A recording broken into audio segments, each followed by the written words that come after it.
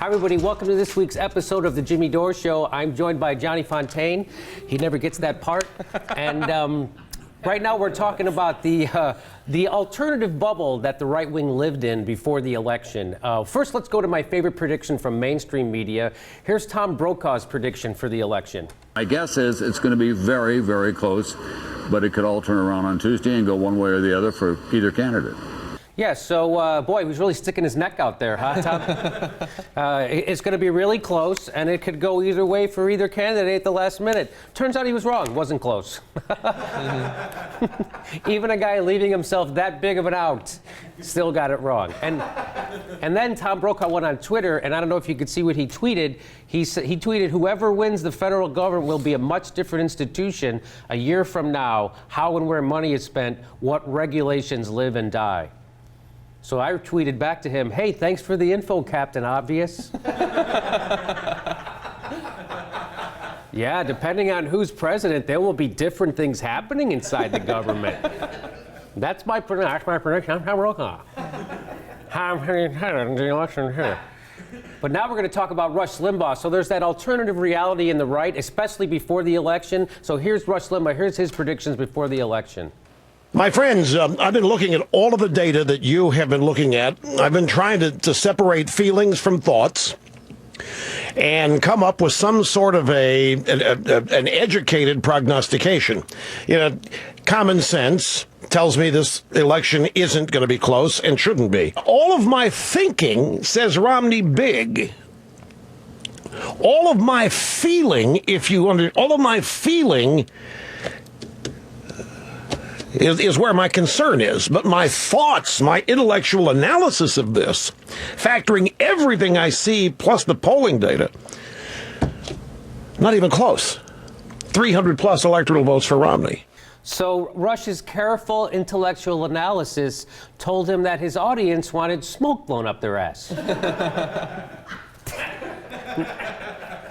Did you see a lot of this before the election too, John? Yeah, it's pretty dire times for Romney at that point. Yes. If he's popping his intellectual analysis cherry right before the election, like, and it's the feelings that are telling him it might be close. Like, was he looking at the polling data?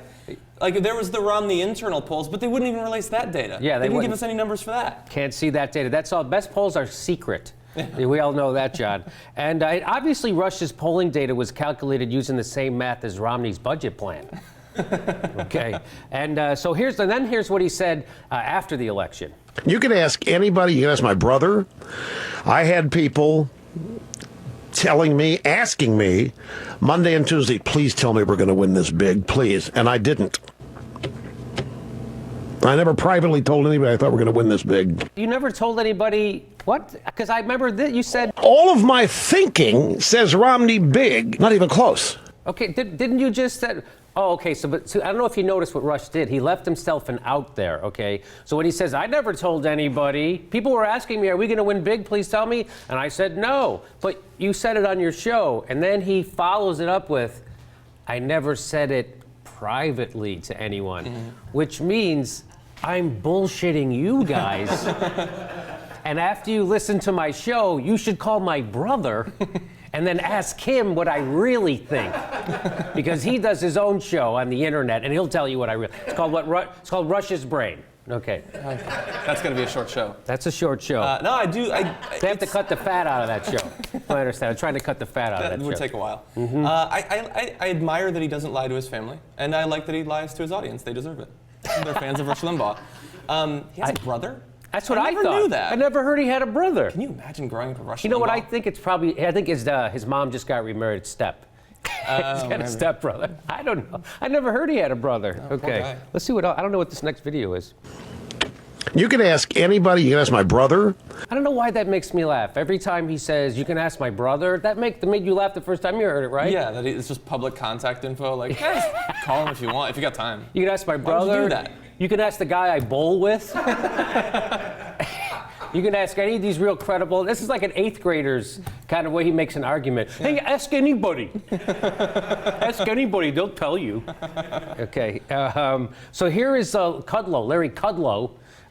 He's a big financial analyst on CNBC. And so here's what he said about the election. Here was his prediction. I am now predicting a 330 electoral vote landslide. Yes, that's right.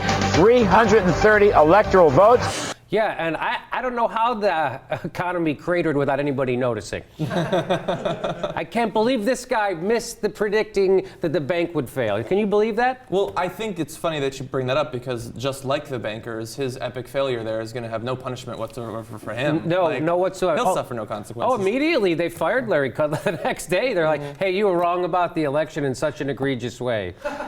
Yeah. See, Rove is he's getting some criticism, but only because he was wrong with their money, with hundreds of millions of dollars. That's all right. These pundits, is anyone going to remember? Like, we will. We will, but no, nobody will remember. No, nobody remembers that they missed a banking melt. Nobody missed any.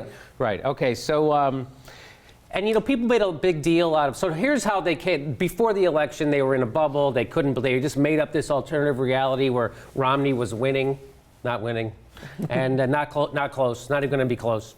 And so they actually had it upside down and backwards. It was flipped, right? He says 330 electoral votes, and it was actually Barack Obama who got it. So even during the election, people were talking about Karl Rove.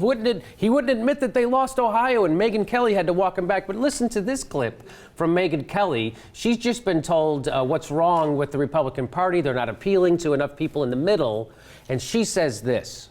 But this is an interesting conversation because when you look at that popular vote and you see how divided the country is and how actually more have voted for Romney than have voted for Obama tonight. Okay, that didn't happen, Meghan. That more people didn't vote for. She's in the middle of their counting. They're counting in the middle, and they're not done counting the votes. Because look, more people voted for that. That's because you stopped counting at Ohio. You have to keep going west.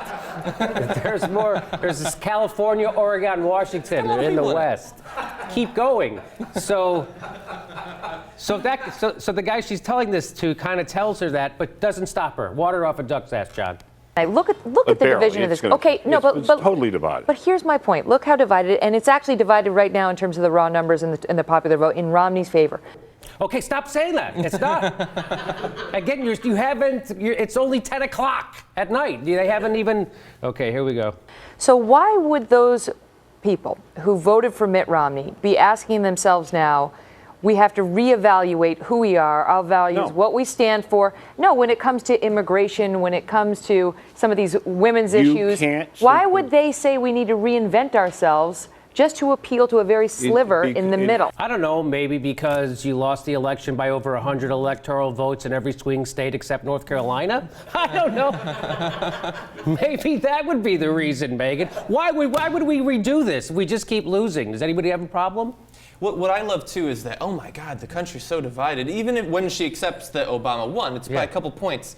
What, does she think that elections are generally 70-30 or 80-20? Right. This is how our country works. This is how it's always been. And she's been around in previous elections, but she has to pretend to be so surprised. Yeah, even when Barack Obama won in a crushing landslide, he only won like 53 to 47. It wasn't that big of a swing. Same last time. Yeah. Nobody's ever gotten 60% of the 90-10. Even Reagan didn't get 60% of the popular vote.